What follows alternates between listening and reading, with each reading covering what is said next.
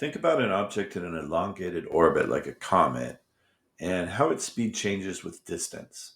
When you have a really elongated orbit, there are more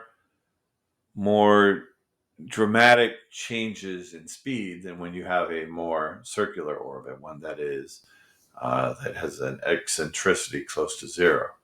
So if we think about um, if we think about a comet, then it's very elongated, and its speed at perihelion is much faster, much higher than its speed at aphelion. But if we apply this to the orbits of planets, which are more circular, then that relationship is still true. It's just that the differences in speed are not as extreme. Think about planets that are close to the sun versus planets that are far from the sun. Planets that are far from the sun, like Neptune, how do their orbits, the speed of their orbits, compare to planets that are close to the sun, like Mercury?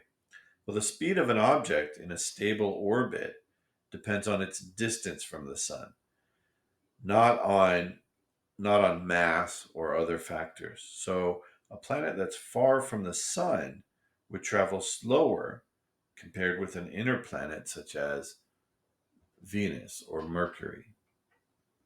So, Neptune, a year on Neptune is much longer than a year on Venus, not only because the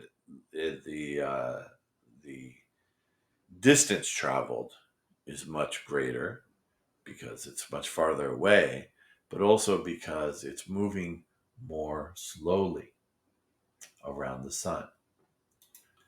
This is the most complicated of Kepler's laws, or the most complicated mathematically.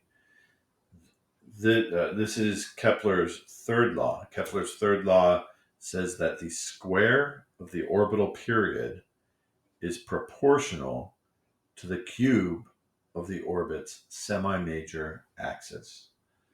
That is summarized in this proportionality statement, this equation.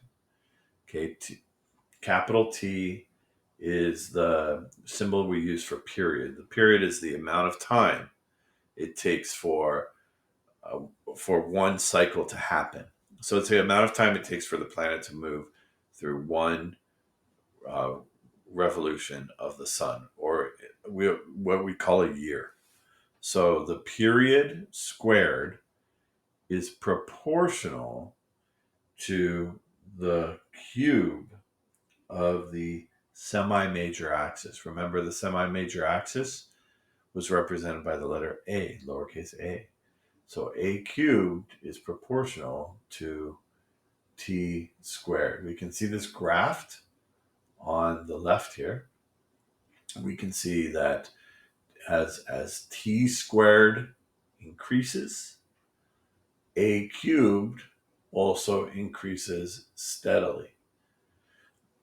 The units used are years, or years squared for period, because 1 year is one revolution.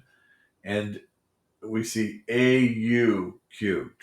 AU is a symbol for astronomical units. AU is the average distance from the sun, from the center of the sun to the center of the earth.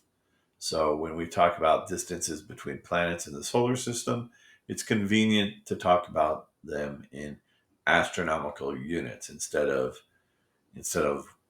kilometers or miles or meters, because those numbers would be huge.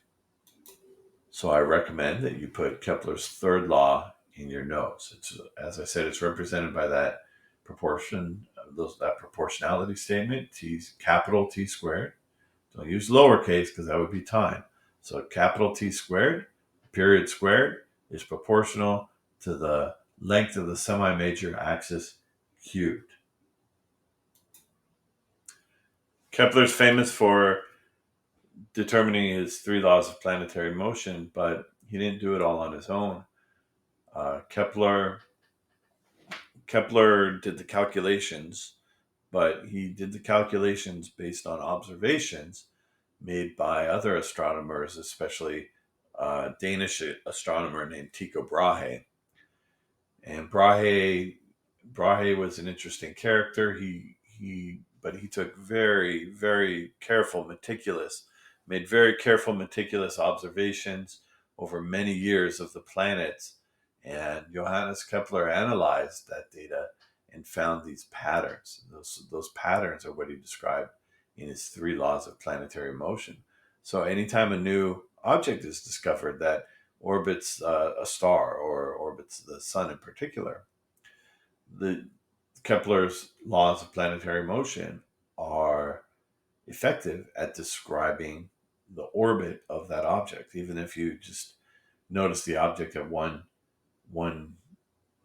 uh, one moment in time, you can then use Kepler's laws to define its motion. So this question here says, in what ways might the mass of an object affect its orbit around the sun? Would you expect to see a pattern? Well, as it turns out, mass has very little relationship to the speed of orbits because it's similar to the way that the mass of a falling object on Earth has very little to do with its acceleration. On Earth, objects accelerate at 9.8 meters per second squared, regardless of their mass.